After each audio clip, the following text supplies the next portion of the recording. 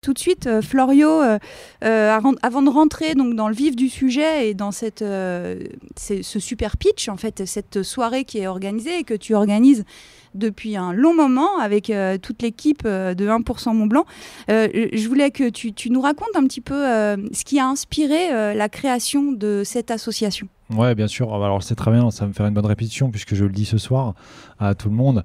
En fait, la naissance de 1% Mont Blanc a pris ses racines dans un modèle, celui de la Vail Valley Foundation, qui est une fondation mythique dans le Colorado, aux US, qui rassemble depuis une quarantaine d'années des entrepreneurs, des chefs d'entreprise, des locaux.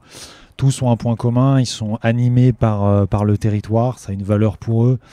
C'est une valeur ajoutée et à leur manière ils contribuent, et j'utilise souvent le mot give back en anglais. Ils contribuent, ils redonnent ce que le territoire leur a apporté, ils redonnent des compétences, des finances, et c'est une atmosphère qui est totalement similaire à celle de Chamonix et celle du Mont Blanc. On a une multitude, et je pense que vous le savez, vous le voyez à travers vos émissions, une multitude de gens qui ont des compétences, qui sont complètement attachés à ce territoire Mont Blanc, et en fait notre punchline et notre voix avec 1% Mont Blanc, c'est de réunir. C'est-à-dire les jeunes vont réunir toutes ces entreprises, ces partenaires, ces locaux autour d'une entité agile qui va porter des initiatives positives sur le territoire Mont Blanc. En réalité, c'est 1% Mont Blanc aujourd'hui, c'est un moyen de financer et de développer des actions, des projets qui sont durables, qui sont innovants, qui sont dans l'air du temps, et qui de mieux justement, qui est notre force, que cette jeune génération pour décider des projets.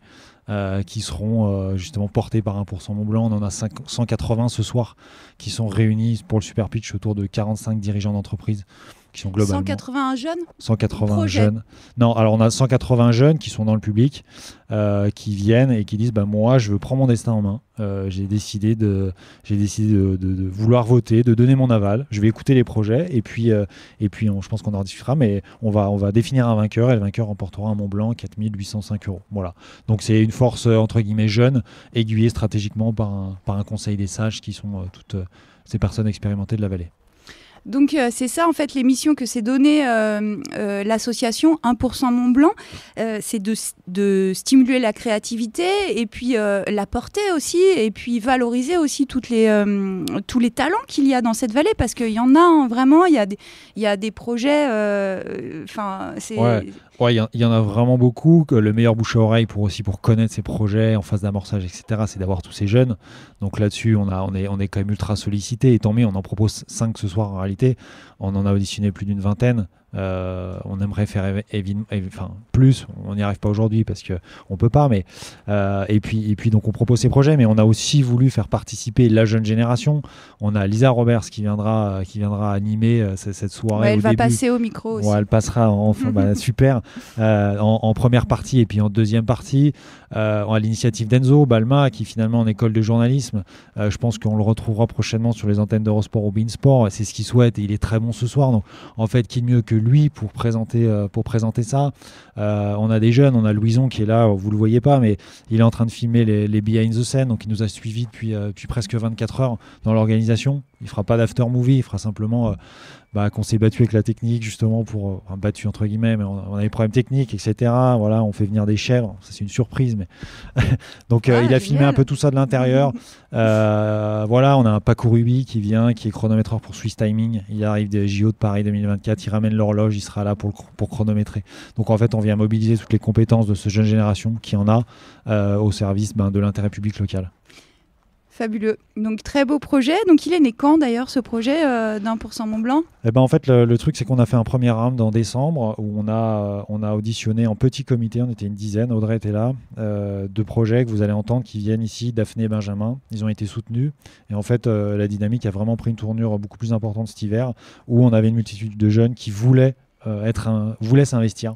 Dire putain c'est trop bien, moi aussi je veux faire ça, moi aussi je veux être là, etc. Je dis écoutez c'est très simple, on a des projets qui toquent à la porte, on va refaire une opération, cette fois-ci on vient à l'EMC2, on prend la salle, on remplit la salle, ce soir c'est chose faite, 290 personnes vont pouvoir voter et participer à cette dynamique, voilà, et toujours avec cette jeune génération. Donc là, c'est plutôt pour le super pitch d'aujourd'hui que ça a commencé, on va dire, en décembre. Mais sinon, l'association en elle-même, elle a été créée... L'association en septembre 2023, donc elle a moins d'un an encore aujourd'hui. Ah oui, moins d'un an. Donc on se réjouit d'avoir déjà une quarantaine d'entreprises, c'est juste énorme. Je le dis ce soir, hein, franchement, c'est extraordinaire. Donc une quarantaine d'entreprises qui ont rejoint 1% Mont Blanc. Et puis donc tous les jeunes dont tu as parlé, tous les projets. Et justement, vous mettez en valeur les projets, vous les mettez en lumière. Donc ça, c'est déjà une chose. Mais il y a aussi un fonds de dotation qui permet aussi de financer certains projets. Donc, alors, comment il fonctionne, ce fonds de dotation? Qui finance Alors en fait, les deux sont liés. Le fonds de dotation, c'est un statut juridique particulier. Enfin, c'est lié. C'est une association avec un fonds de dotation. C'est un outil qui nous permet de doter plus facilement des projets, tout simplement. Donc fiscalement, hein, voilà. Et donc, comment ça se passe? On réunit, on va solliciter des entreprises, on sollicite des particuliers, des jeunes, etc. On arrive à avoir une base de X temps d'argent et qu'on redistribue dans ces projets. Alors il n'y a pas que l'aspect financier, hein, il y a aussi l'aspect compétences, allez, va voir lui, voilà, etc. Moi j'adhère. Et les entreprises, elles, participent très simplement sur cette première année à hauteur de 50 ou 150 euros par mois. Elles font pas un don d'argent, je le redis ce soir, et c'est hyper important. C'est-à-dire qu'on ne donne pas d'argent à 1% Mont Blanc, on participe à 1% Mont Blanc, on paye un ticket membre, comme vous pouvez vous abonner à Netflix ou ou Amazon Prime. Je crois qu'on doit en citer 3 quand on est sur un média. Donc le troisième, je sais plus, sur Disney. Voilà. Disney, ouais. Disney+. Donc donc toutes ces entreprises participent, et puis le gros objectif. Encore une fois, je l'annonce ce soir, c'est le visiteur consommateur. Et c'est aussi un peu le business model, entre guillemets, business d'1% Mont Blanc. Aujourd'hui, nous jeunes, on pense que le visiteur qui vient à Chamonix, qui achète un produit, qui consomme un service, doit contribuer à hauteur d'1% ou quelques centimes de son passage sur le territoire. Et tout ça va être redistribué des thématiques sur l'environnement avec un grand E. Un E majuscule. Et donc, qui de mieux que 180 jeunes pour décider de où va cet argent et qui est redistribué. Et ce qu'on veut faire de cette vallée aussi et de notre identité chamoniarde. Ouais, pérennisation de l'ADN local. Je crois qu'on en avait parlé. Ça, c'est vraiment c'est ce qui a donné naissance à la grosse dynamique de Veil. Dans ce que je disais tout à l'heure, la Veil Valley Foundation, mais c'est aussi Chamonix.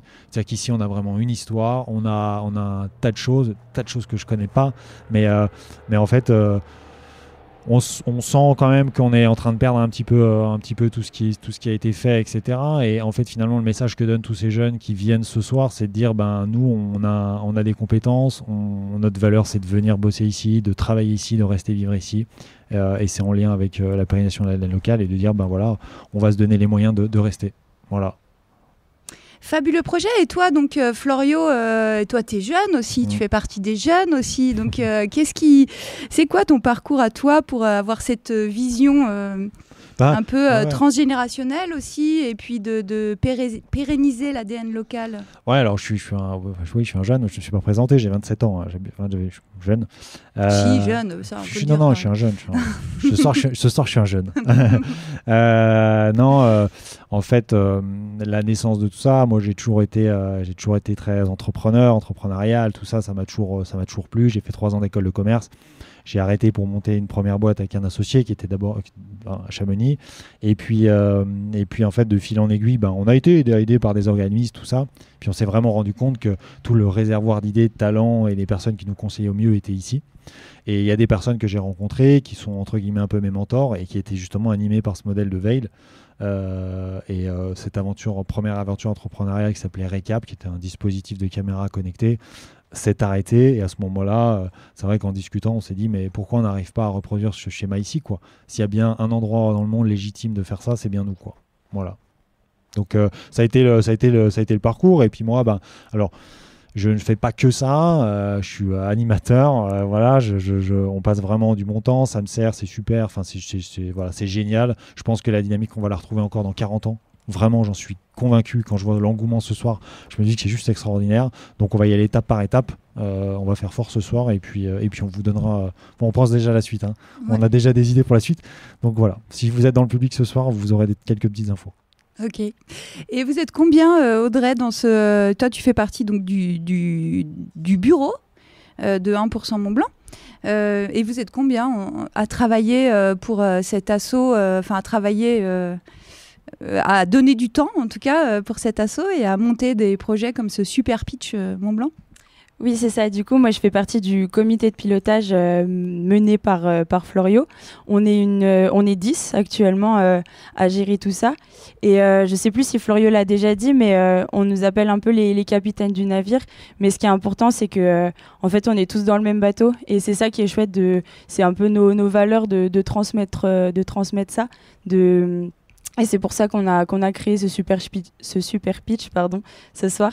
C'est pour montrer que on est tous ensemble et on n'est pas juste une petite dizaine à vouloir piloter quelque chose où voilà, on a envie de l'avis de tout le monde, on a besoin de l'avis de tout le monde parce que justement la communauté est tellement riche ici et on est pour la plupart partis faire des études ailleurs, donc on a plein de choses à ramener ici en positif et c'est super. Donc en fait, à nous 10, on représente finalement toute la diversité chamonniarde chez les jeunes.